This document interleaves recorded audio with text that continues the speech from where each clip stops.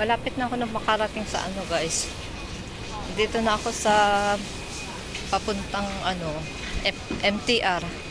Kumbaga LRT sa ating MTR. Kaya sabi niyo amo ko, pag mag-day off ka, puntahan mo din ulit diyon para masanay ka, sabi niya. Kaya ayan. Yan, ito. Yun, yun. Kaitak yan. Kaitak, MTR. Dito yung station ng Kaitak. Dito ako magsisimula magsasakay ng MTR. Pababa ka yan, pababa.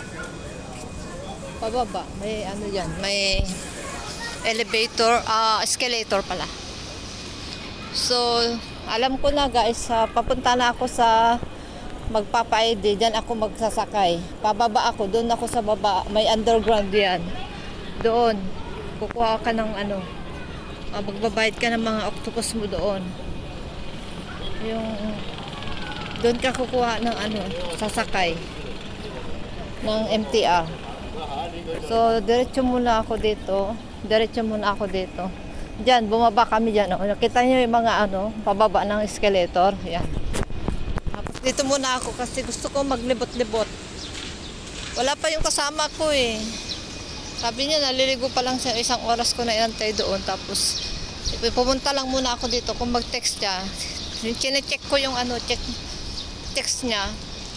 Kung parating na siya, i-replyan ko naman siya. Malapit naman siya dito. Kasi dito, banda dito daw siya. Sabihan ko na lang na nandito na ako. Sa parting ito. Ang ganda guys, oh. Kahit saang sulok ng ano dito sa Hong Kong, ang ganda talaga. Kahit saan ka man mag-picture, ang ganda. Ang ganda ng mga background nila, madaming mga buildings, maraming mga bulaklak, halaman, trees. Ang ganda sa kamalinis guys. Oh. Malinis. Oh. Pinaikot ko lang to para makita nyo. Oh, bawal dyan. Ito Station Square. Yung Sino, yung nakikita ko malapit sa amin. Sino, malapit yan. Sino, sa amin. Kalong Court. Meron pang Kalong Court. Diyan ako galing. Diyan, diretso ko yan.